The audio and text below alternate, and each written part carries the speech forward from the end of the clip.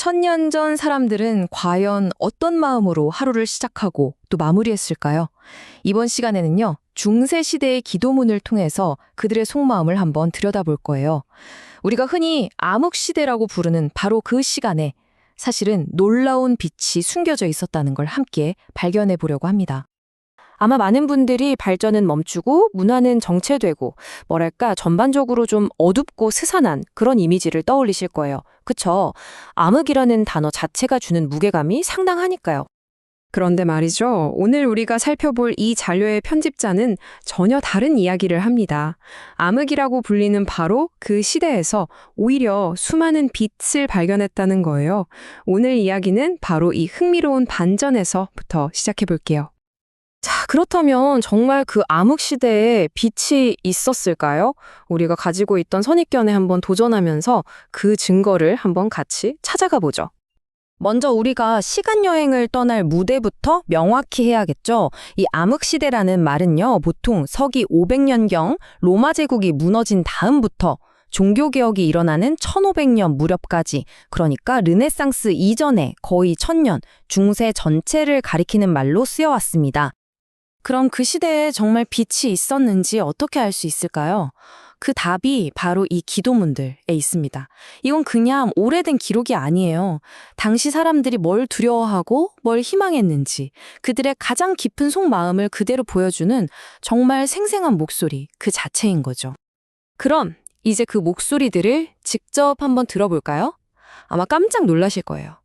오늘날 우리와 너무나도 닮아있는 그들의 일상 속으로 한번 들어가 보시죠. 여기서 진짜 놀라운 게 뭔지 아세요? 이게 무려 1500년 전의 아침 기도라는 겁니다.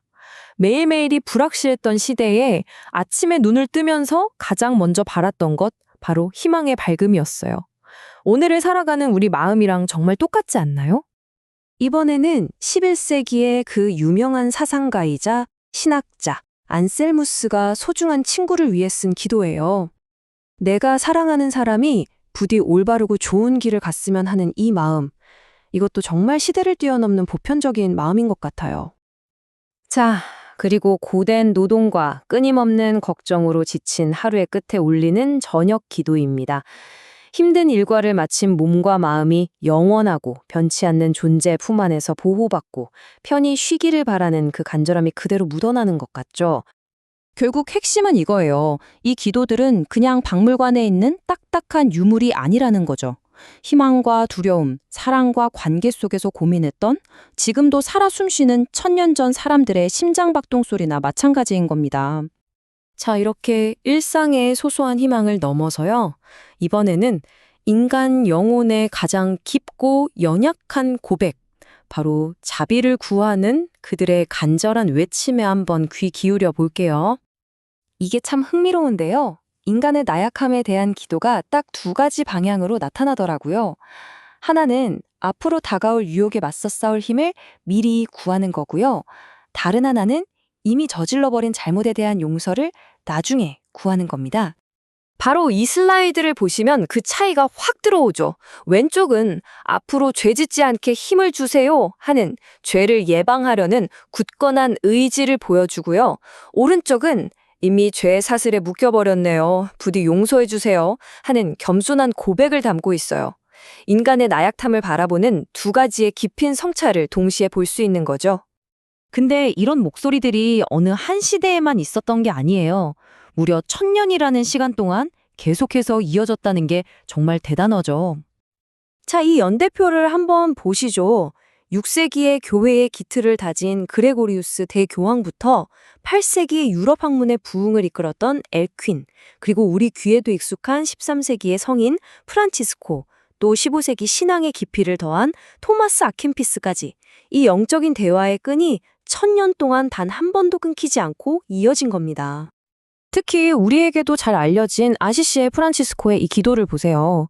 분쟁과 갈등이 끊이지 않던 그 시대에 자신을 세상의 평화를 위한 도구로 써달라는 이 외침. 단순히 나여 구원만이 아니라 이 험한 세상을 바꾸고자 했던 그들의 깊은 열망을 보여주는 대목이죠. 바로 이 지점에서 암흑시대라는 우리의 고정관념이 완전히 깨지기 시작합니다. 이 자료의 서문은 중세 후반기를 어둠의 시대가 아니라 인간 내면의 신비를 깊이 탐구했던 신비주의의 황금기로 재평가해야 한다고 딱 짚어주는 거죠.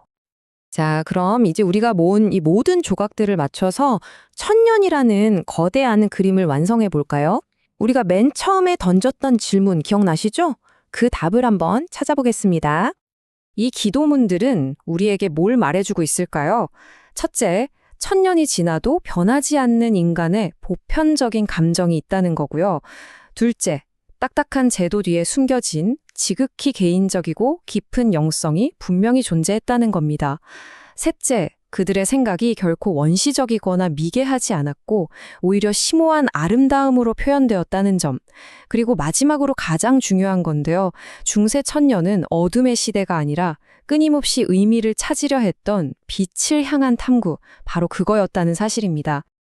결국 이 천년 전의 목소리들은 시간을 건너와 지금 우리에게 질문을 던지고 있는 셈입니다. 시대의 모습은 완전히 바뀌었지만 희망을 찾고 사랑하는 사람을 걱정하고 더 나은 존재가 되기를 바라는 인간의 근본적인 모습은 변하지 않았다고 그렇게 말하는 것 같아요. 이 오래된 기도 속에서 여러분은 오늘 여러분 자신의 모습을 어떻게 비춰보시겠어요? 이게 아마 이 자료가 우리에게 남기는 가장 깊은 질문이 아닐까 싶습니다.